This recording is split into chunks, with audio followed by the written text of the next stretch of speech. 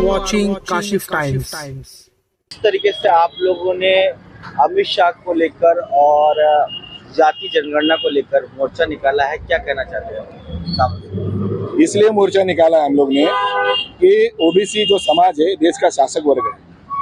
1932 में अंग्रेजों ने इसकी गिनती की थी, लेकिन 1932 से लेकर आज़ाद भारत में अभी तक ओबीसी की गिनती नहीं हुई। जानवरों की, कुत्तों की गिनती हुई, इवन लास्ट 2021 में हिजड़ों की भी गिनती हुई, लेकिन हमारे देश में ओबीसी की जनगणना नहीं हुई, गिनती नहीं हुई। जब तक गिनती नहीं होगी तो बजट कैसे अलॉट होगा, आर्थिक आधार पे कैसे वो लोग का विकास होगा, शिक्षा के आधार पे कैसे विकास होगा, सामाजिक आधार पे कैसा उनका विकास होगा। इसके लिए ओबीसी का मुद्दा हम लोग ने तकरीबन 20 साल से हम लोग ने लगा के रखा है। इसलिए हम लोग ओबीसी का जो मुद्दा है, ओबीसी के समाज को जागरूक करने का ये मुद्दा है, और जब तक ओबीसी समाज रास्ते पे नहीं उतरेगा तब तक ओबीसी की जाति न्याय जनगणना नहीं हो सकती है।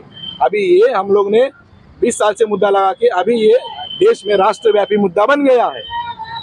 दूसरा मुद्दा ये है, ईवीएम में जो देश भर में आपने नतीजे देखे होंगे चुनावों के, उसके अंदर बहुत बड़े पैमाने पर धांधली हो रही है, घोटाले हो रहे हैं, लेकिन चुनाव आयोग इसके अंदर डायरेक्टली इन्वॉल्व है। वो free, fair and transparent election नहीं करवाना चाहता है, देश में घोटाला करके चुनाव करवाना चाहता है। इसके लिए इसके विरोध में ये रिप्रेजेंटेशन, जो इंडियन रिप्रेजेंटेशन एक्ट है 1951, उसके तहत फ्री, फेयर एंड ट्रांसपेरेंट चुनाव होना चाहिए और स्ट्रॉन्ग अपोजिशन होना चाहिए, लेकिन स्ट्रॉन्ग अपोजिशन भी दिखाई नहीं दे रहा है और फ्री, फेयर एंड ट्रांसपेरेंट भी नहीं चुनाव हो नहीं जा रहा है। इसलिए लोकतंत्र खतरे में आ गया है, भारत का संविधान खतरे में आ गया है। और तीसरा मुद्दा ये है कि जो भाजपा के अमित शाह है, उन्होंने पूरी संसद में, जिन्होंने संसद का निर्माण किया, भारत देश का संविधान जिन्होंने निर्माण किया, विश्व रत्न डॉक्टर बाबा साहब अम्बेडकर जी का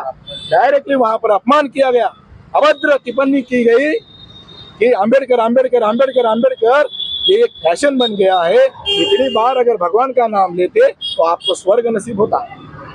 तो ये जो भारत में इसके संदर्भ में बहुत बड़े पैमाने पर असंतोष है, आक्रोश है, पूरा समाज वहां पर मांग कर रहा है, माफी मांगो, तो भी माफी नहीं मांग रहा है, राजीनामा दो, रिजाइन भी नहीं दे रहा है, राजीनामा भी नहीं दे रहा है। तो इसके अंदर डायरेक्टली उसको जो बुलवा के ले रहा है वो आरएसएस के लोग है, हमारा डायरेक्ट स्पष्ट आरोप है। उसके बिना ये कुछ नहीं कर सकता है। इसीलिए ये 3 मुद्दों पर ये भारत बंद हो रहा है, पूरे भारतवर्ष में हो रहा है। क्या कहना चाहते हैं इस मुद्दों को लेकर, जिस मुद्दों को आपने इशू बनाया है, जैसे आपने बताया कि अमित शाह को लेकर और जाति जनगणना को लेकर, क्या कहना? सर्वप्रथम मैं ऐसा बताना चाहता हूँ कि जो ये अभी आज भारत बंद का जो हुआ है, इसका कारण ऐसा है कि ये जो जाति जनगणना न्याय होनी चाहिए, ये सरकार नहीं कर रही है, इसलिए हम इनको विरोध में ये कर रहे हैं आंदोलन। और जो ईवीएम मशीन के जो घोटाले हो रहे हैं, इसको बंद होना चाहिए, ये मशीन हटा करके बैलेट पेपर पे होना चाहिए, ऐसी मांगे किया जा रहा है। मैं बताना चाहता हूं कि अगर सरकार को इतना भरोसा है कि जनता मुझे चुन के दे रही है, तो हमारा ऐसा कहना है कि ईवीएम मशीन हटा दो, तुम्हारी औकात दिख जाएगी। तो वो जानबूझकर ईवीएम मशीन नहीं हटाया जा रहा है, इसलिए हम बार बार इस पे निषेध करते हैं, आंदोलन करते हैं। ये आंदोलन जब तक ईवीएम मशीन नहीं हटेगी तब तक ये जारी होगी। ओबीसी का जो जनगणना न्याय, ये जो गिनती नहीं कर रहा है, ये जानबूझ के नहीं कर रहा है, क्योंकि उनको पता है कि अगर ओबीसी का ये करेंगे जनगणना तो हम खतरे में आ जाएंगे। तो ये सारा जो समस्या का निर्माण हो रहा है, ये बहुत इनके वजह से जो हो रहा है वो हम लोग साइन करने वाले नहीं है। और जो संसद भवन में जो इन्होंने कहा है कि अम्बेडकर अम्बेडकर, ये तो एक फैशन बन गया है। अगर 7 जन्म तक अगर ये भगवान का नाम लेते तो ये इनको 7 जन्म तक स्वर्ग मिलता। ये ऐसी जो इन्होंने अपमानित किया है हमारे महापुरुषों को, इसके बारे में हम निषेध करते हैं। सर क्या कहना चाहते हैं, कब जाति जनगणना हुई उसके बारे में थोड़ा बताइए। साथियों, आज जो है आपके मीडिया के संदर्भ में हम मीडिया को बताना चाहेंगे, आज जो 4 संगठनों के द्वारा और भारत बंद किया गया है, और इसका नेतृत्व माननीय वामन मेश्राम साहब और राष्ट्रीय पिछड़ा वर्ग मोर्चा के विकास चौधरी पटेल कर रहे हैं। ये भारत बंद सिर्फ मालाड मुंबई में नहीं है, ये भारत बंद भारत के 31 राज्यों में 550 जिलों में 5000 से ज़्यादा तहसीलों में और 2 लाख गाँवों में ये भारत बंद किया गया है।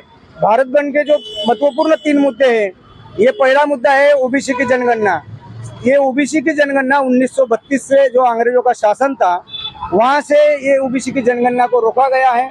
आजाद भारत में जो कांग्रेस भाजपा की सत्ता हुई, उन्होंने राजपाट चलाया, लेकिन उन्होंने ये ओबीसी की जनगणना नहीं की, जानबूझ के नहीं की, तो इसके खिलाफ में ये भारत बंद है। दूसरा मुद्दा है जो ईवीएम मशीन।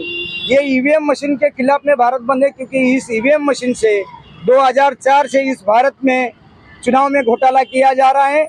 इसके खिलाफ में पहले भाजपा के लोग रोड पे उतरे थे, लेकिन उनको कांग्रेस वालों ने मैनेज किया, फिर उनका समझौता हुआ और 2014 में और 2019 में भाजपा ने इस ईवीएम मशीन का इस्तेमाल किया, ऐसा हमारा आरोप है। इसके बहुत सारे मुद्दे, इसके बहुत सारे सबूत सुप्रीम कोर्ट में दिए गए हुए और हमारे संगठन के पास है। इतना मैं कहना चाहूँगा। और अमित शाह ने जो अपमानितजनक बयान किया है संसद भवन में, उसका हम जाहिर निषेध करते हैं, जो बाबा साहब के खिलाफ में है। और देश भर में ईवीएम के खिलाफ में जो माहौल बना है, उसको डाइवर्ट करने के लिए ये अमित शाह बयान दे रहा है।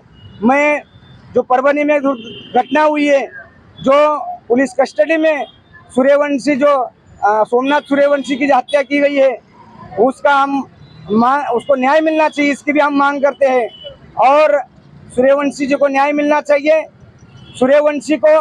और ये परभनी में जानबूझ के ऐसा मैटर किया गया ईवीएम से ध्यान भटकाने के लिए, उससे भी नहीं ध्यान भटका तो ईवीएम चुनाव आयोग का जो मुद्दा ईवीएम, इसका अमित शाह ने जानबूझकर बाबा साहब के खिलाफ में बयान दिया है, ताकि देश में माहौल बिगड़ा जाए।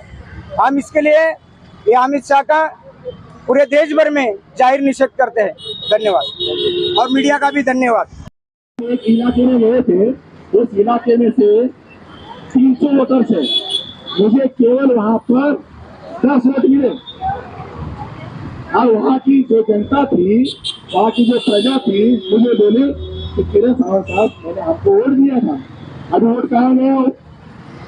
प्रेशर में भी यही हो गया, उसके फैमिली के वोट उसको नहीं मिले, बच्चे का कोई कैंडिडेट खड़ा था।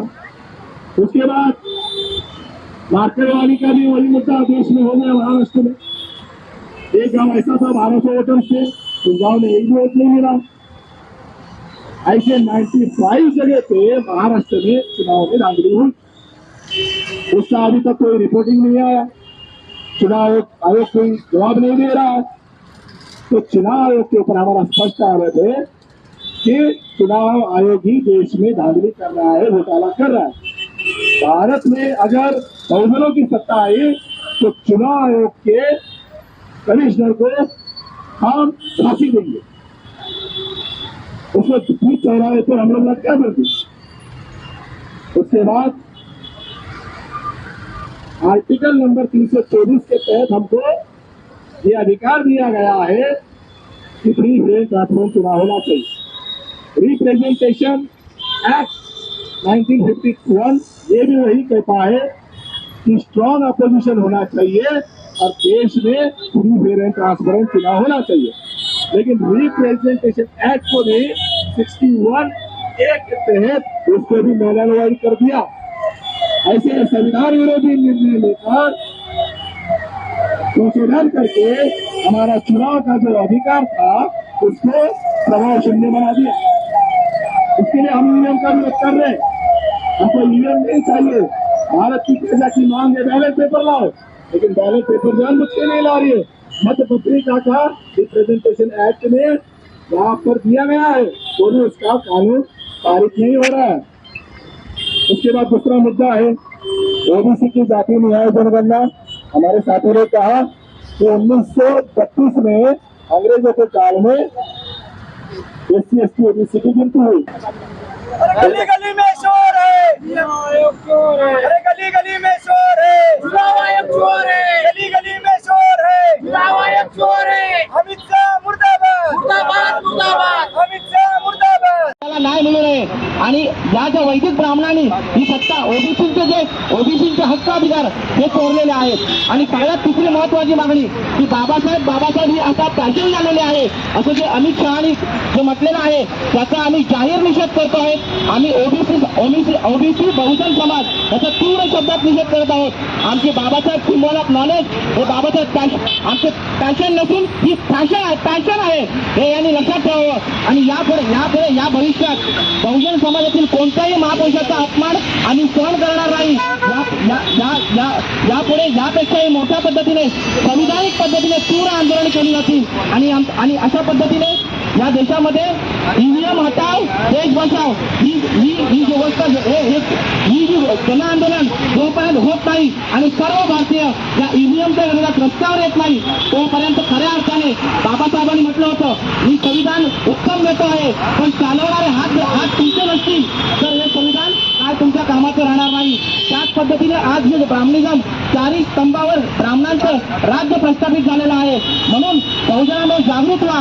हीच वेळ आहे. तोपर्यंत ईव्हीएम जात नाही तोपर्यंत या देशामध्ये खऱ्या अर्थाने संविधान लागू होणार नाही अशी आमची ठाम खात्री आहे. त्यामुळे सर्व बहुजनांनी सर्व SC ओबीसी मायनॉरिटी सर्वांनी एनटी VJNT या सर्वांनी एकत्र येऊन बहुजनांनी एकत्र येऊन हा सर्व बहुजनांचा लढा एकत्र लढूया आणि आपण खऱ्या अर्थाने स्वातंत्र्य होऊया. इतकं बोलून थांबतो. धन्यवाद. आपण मला बोलण्याची संधी दिली. जय मूळवासी, जय भारत, जय भीम, जय संविधान. हॅलो, धन्यवाद रामाने साहेब. यानंतर